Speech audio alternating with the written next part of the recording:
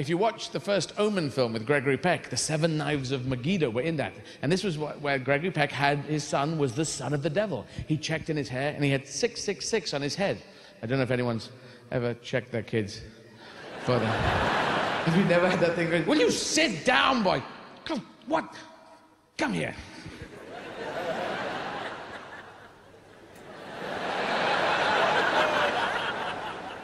Where's Megiddo? But the devil chose the wrong number. I don't know if anyone's ever worked this out. 111 would have been fine for the devil's number. 222, 323, 444, whatever, because you put it on a kid's head, and whichever way you look at it, it is the same number. You look at a kid front on, he's got 666 on his head. You look at him back to front, and he's got 999 on his head. He could be a future policeman, ambulance worker, fire brigade person. You don't know, it could be 696, couldn't it? If it's in a circle, that could be a pizza help number. Help me, I need a pizza.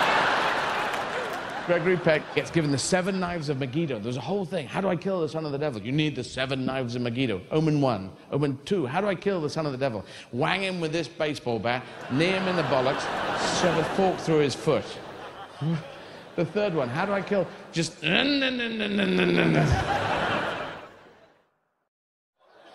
And there was a film called The Magnificent Seven, based on the 7 samurai. A story of 7 mercenaries doing a final job of work, a final gig just for the people of a small village. And it just showed wisdom, showed heart, showed bravery, something about the human nature. It all starts down Mexico way with people going, the bandidos, they have stolen all our lettuce and our cucumber and our radishes and our celery and our tomatoes. They've stolen all the salad, man. They're the healthiest fucking bandidos in the world. What shall we do? I don't know what to do. We must go and talk to the wise man. He lives on the other side of the chessboard, over at King's Pawn Bishop 9. Come on.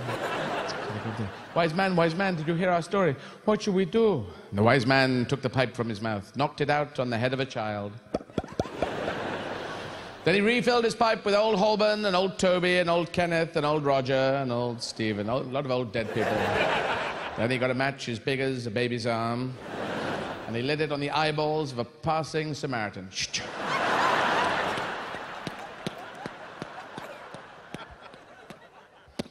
What? Oh, shit. Just blew up a fuel dump left over from Battle of the Bulge.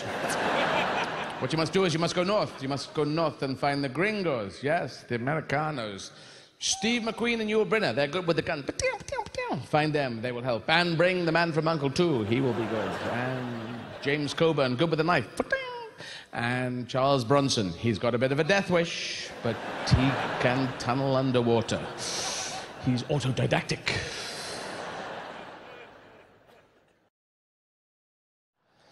If one person did get to heaven and got a message back, we'd all go to church, wouldn't we? Just one person opened up the clouds and went, it's me, Janine, from number 47 Acacia Avenue, Ipswich. I'm in heaven, it's brilliant. Nice music, they do massage. No, not massage, but massage. If you want massage, you have to go to hell for that. No, don't go to hell now, don't go to hell. They all go to hell, they want a massage. Sorry. Yeah, if praying actually worked, everyone would do it. Steve prayed for 20 hours. He got a Ferrari. Dear God, thou art stunning, thou art amazing. I love what you've done with the place. It's a brilliant thing. As you know, I haven't prayed that much in my life, but now I'm catching up, and I'm going to give you 20 hours of my time. I believe that's the going rate for a Ferrari. Yes, Ferrari or anything kind of fast and sporty would be very nice. My friend Steve got one. I can't pray all in one go, so can I do it higher purchase, and I'll do it bit by bit and put an extra couple of hours in? Good. Okay, thanks, I'll be back. It's true, I prayed for half an hour, I got a steering wheel. It's true. I had to yank it off an Asian British taxi driver. I have learned one thing about fear, because as an action transvestite, it's one of the things, if you're a bloke who looks kind of blokey, and you're going to put on makeup, you're not allowed to be that scared, you know? You can't put on makeup, go outside and go, oh my God, oh my God, oh my God, oh my God. It doesn't really work, yeah? You draw attention to yourself. You've got to go out and go, oh, what a beautiful morning. Oh, what a, fuck you, baby. Oh. That's what I used to do. People used to shout abuse, and I'd just shout, and fuck you and your grandmother, and set fire to your hair. Hope you die in hell with a thing wrapped around your head. And we were just screaming at each other. And it didn't really work. So in the end, I started shouting pleasantries. And they'd go, fuck you. And I'd go, and a Merry Christmas to you. Good luck to you, young man. It's a wonderful thing to hear you sing. And that felt really good. A lot of people are learning English, but I am touring in French, yes. All through France in French. And it's not franglais, it's all French, except for one word of English that I interject from time to time. That is the word fuck. Just to add a little bit of spice, instead of saying absolument, absolutely, I say absa-fucking-lument. Formidable. And magna-fucking-eek. And the French love it. I was 3 months in Paris 2 years ago, and one of the guys in the theatre came and said, we find this very funny, and we are doing the same thing ourselves. Absa-fucking-lument, you know. It's peace in our time, entente cordiale. 200 years since the Battle of Waterloo. We can do it with absa-fucking-lument. And what I really like is it would confuse people at my old school who would go, well done, come to the front of class because you are doing gigs in another language, and stop swearing. Now go to the back of the class. Now come to the front of the class and congratulations, and get to the back of the class. Oh, it's too much. Because I do like to swear a bit, yes. And swear words, you know, they've been demonized by demons for some time.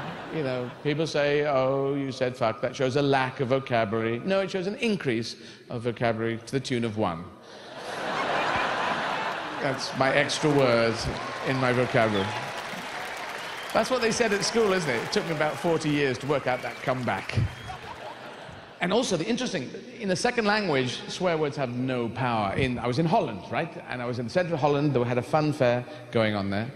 And the guy who was operating, it was a merry-go-round, and the guy operating the speed, he was the kind of guy who was on the bumper cars. Remember when you were a kid and you got on the bumper cars and you're going along, after about a minute you hit another kid who's 5 years old and you get stuck and you get out of the way. Then the big kid, 19-year-old, would jump on the back of your thing and start driving your car, and you're going, are you God? Yeah, I suppose I am, kid.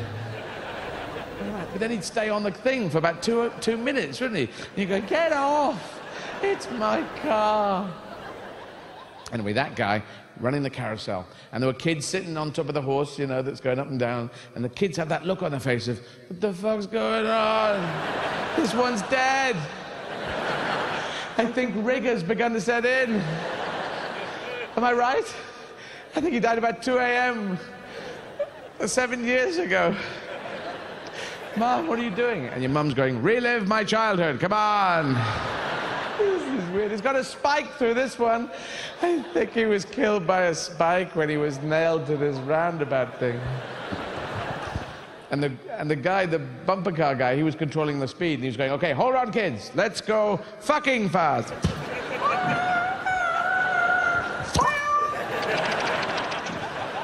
Ooh, I got a nice burst there. Ooh, where's he gone? I was in Denmark, and they had an advert in English. Oh, Denmark's in tonight. They had an advert in English. I was sitting in a hotel, on it comes. Just like sometimes we have an advert in French when we're doing perfume. They do perfume in French sometimes. I remember seeing one in Britain for Chloe, and it's got a woman with a windswept dress going, Chloé, où es-tu? Je suis ici, sur la plage, dans les montagnes, dans un bâtiment, sur la toilette. And I assume British women watch it and go, I don't know what she's on about, but let's get a bucket of that stuff. Yeah, anyway, they had one in English, using the Robin Hood story to sell chocolate biscuits. That was the idea. So it started off in the forest or in the town's place, people going, Robin Hood, please, please, find us some food. We're starving in this town. And Robin Hood said, I surely, yes, absolutely I will. I'm Robin Hood. I steal from the poor and I give to the rich. No, the other way around. Sorry. That's the right wing. Then he gets to the Sherwood Forest and goes, who are you? Oh, thank you, smattering of applause. And he gets into Sherwood Forest and he goes, who are you? You with the horses and the carts. Do you have gold? Do you have silver? We got chocolate biscuits. That's a bit weird. Can I taste them? Yeah. Ooh, like chocolate hobnobs. Oh, they're great. All right, off you go. We got this. Comes back into town. Did you find anything, Robin? He goes, no food at all. No, didn't find anything. Sorry about that. So the simple story, Robin Hood really loves our chocolate biscuits. And then it goes to a pack shot, yeah, the chocolate biscuit. But meanwhile, the story continues. Please, Robin, anything. No, I can't. What's on the horses and cart? Oh, just bric-a-brac. Please, Robin. And then Robin goes, look, just fuck off, will you?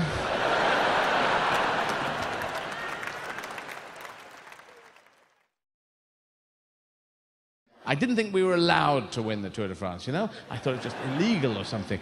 And we won it. And it was a good year to win, wasn't it? With all the drug problem that's been going on. Good year, obviously heavily tested from now on and for the rest of history. And the whole Lance Armstrong thing, I like the old story. He had cancer, came back and won everything by just hard work and taking every drug in the book. God, were they all of them? EPO, BPO, CPC, DND, FBI, CIA. Blood swapping, what is that? You take your blood out of your body, you put it in a fridge, and then the body makes more blood, and then you put your blood back in, the body goes, ooh, where'd you get that? I go to the fridge. Oh, I must go. You must introduce me sometime. What the fuck? There are vampires going, why did we not think of this? Why are we sucking the blood out of virgins? We've got to get it out of a fridge. This is crazy. And why are we dressed as magicians all the time? What is that? We should be wearing the latex stuff. Cycling at night with Kit. Yes, in the Knight Rider fashion. But it's not actually, if you think about it, taking drugs isn't the big problem. It's taking drugs when you're not supposed to take drugs. If everyone was allowed to take drugs, I think the world is almost ready, almost hankering for 2 Tour de France's. One that could be the regular, straight as a die, don't take drugs like we want. And the second one could be called the drugged up to the fucking eyeballs Tour de France, where people are tested to make sure they've taken drugs. And if not, they are banned from ever taking part in the drug to the fucking eyeball Tour de France. You, sir, are taking part in the drug to the fucking eyeball Tour de France? Ah! How many drugs have you taken? Several I've taken. What is that? A bucket of steroids. You just drank a whole bucket of steroids. Whoa! What does that do? Are you ready for today's race? You're not actually saying words. You realize that. Woof, woof, woof, woof. All right, the Runner is the first ever drug to the fucking eyeball.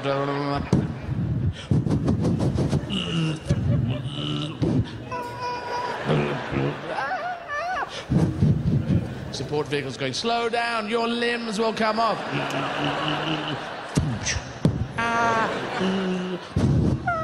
They're into the mountains.